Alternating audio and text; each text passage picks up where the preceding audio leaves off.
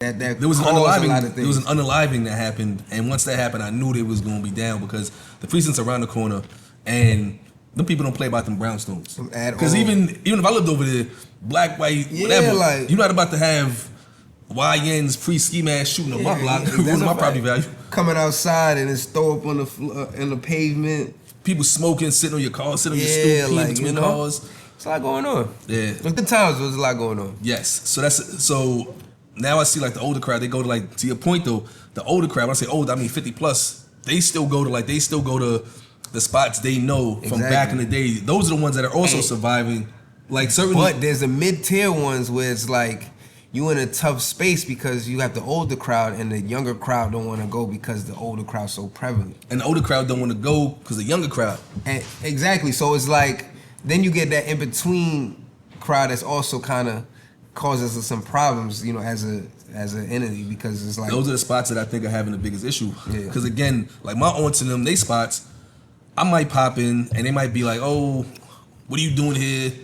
And you know, it's like mad cougars in there on the prowl, but it's a dope vibe. They got good music. Everybody's dancing. Like people might be eating up there, but there's a dance floor. Everybody's dancing, having a good time. Everybody's having a good fucking time, right?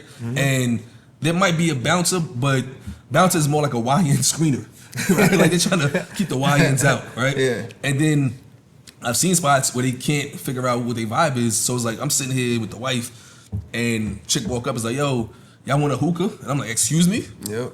Right? So the person next to me orders a fucking hookah, and I'm trying to eat my taco. There you go. And somebody blowing hookah at the camera, batting they big eyelashes and playing with their hair hat while I'm trying to eat my fucking food. One Right? thing about hookah, women love hookah, man. And I've been told that the margins on that are ridiculous. Right? Like you make mad money on Yeah, hookah. for sure.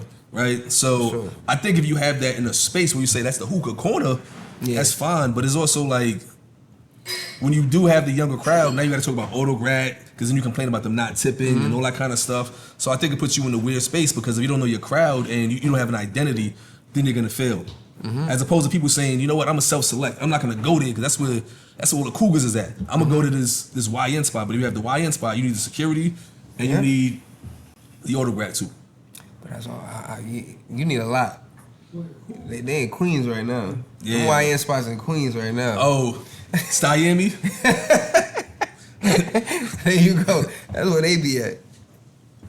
Yeah, man. It's a lot. It's so much things going on right now, man. If I see This new Brooklyn, old New York, new New York. It's just it's interesting. It's in good ways and bad ways. Because I always say like Lips wouldn't be when I was growing up. Lips wouldn't survive. right. So I have to also look at that with that grain of salt. And why do you say that?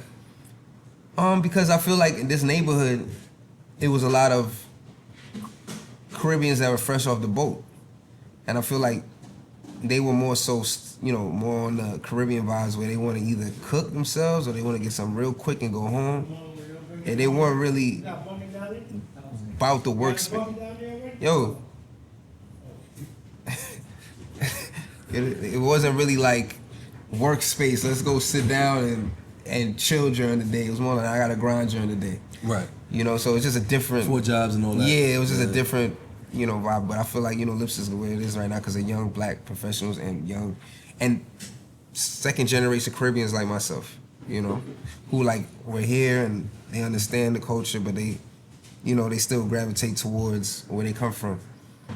Nah. So that's the difference I see. Like when I was growing, there was no places to chill out around here. Like there was no places to just sit and chill. Like you either was at McDonald's or you was at the Caribbean spot or you was at home with groceries waiting for your mom to cook. Like it was none of that stuff.